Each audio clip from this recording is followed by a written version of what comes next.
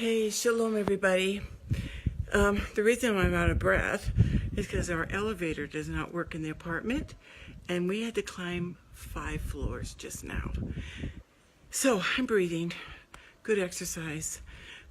This is what I want to tell you. I've been wanting to do this video all day, but I'm so glad I didn't because I needed to talk with some people on the streets and hear what they have to say.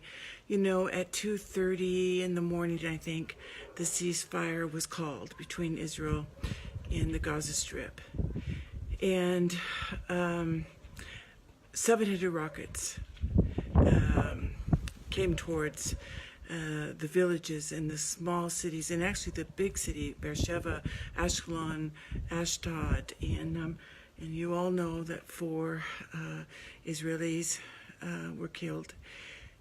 And this is what I have to say. It's really an odd feeling because some of the people that I talked to are very upset that Israel didn't do more.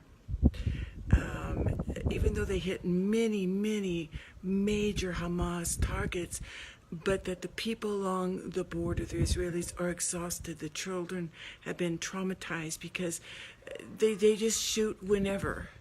Of course, the ceasefire came into existence.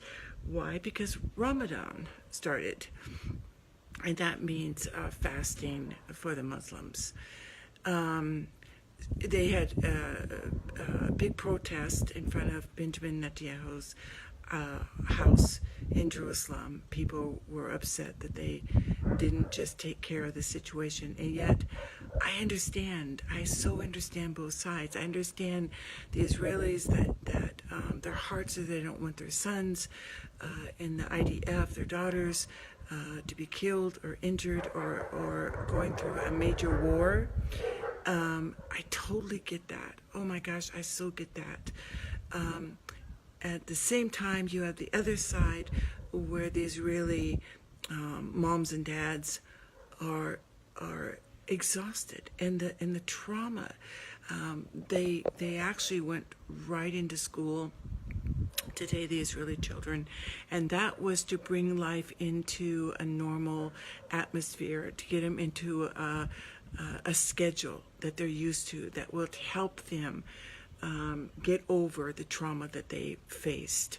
And, you know, I've lived here many years on and off, and I'm actually used to this ever since Gaza was given back by Ariel Sharon, given back, which was, I'm not saying anything on that one, but the rockets have just come, and then ceasefire, then come, then ceasefire.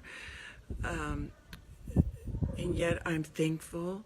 I'm grieved that 4 lives and many have been injured. I'm thankful, and yet my heart is going out for the ones that are saying, when's the next round is going to happen? So this is a situation where we really need to pray. We really need to understand. I talked with one wonderful friend of mine, Israeli, and she says, I'm so glad it's over with. But out of her mouth, and she says, I'm so glad the ceasefire, but she says, Deborah, at the same time, I couldn't live down by the Gaza where my fellow Jewish Israelis live. She said, I wouldn't emotionally, she said, I couldn't even turn on the TV. And I told her, you know, I'm telling everybody get the red alert. I said, because I think every pastor and every church needs to be woken up to pray for the peace of Jerusalem. So I'm just got home.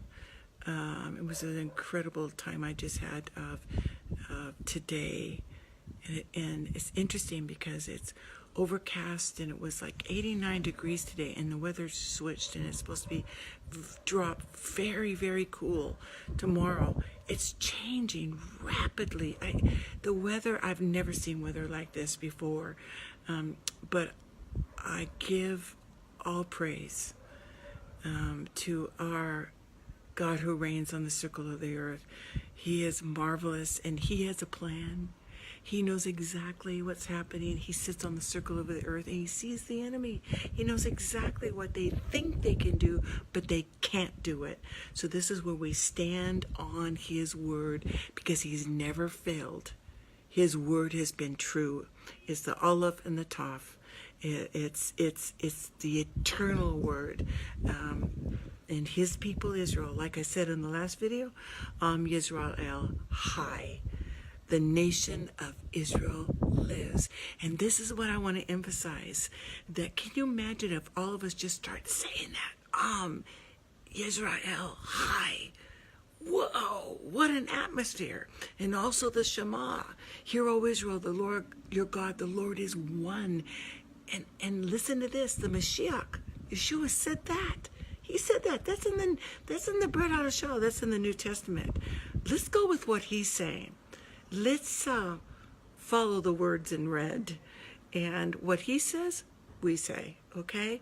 So, Laila Tov, from the beautiful village I live in the Judean Hills. I'm a blessed woman.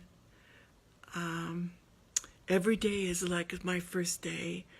And I've been coming since 1991. But yet, every day, in this covenant land, I am thankful.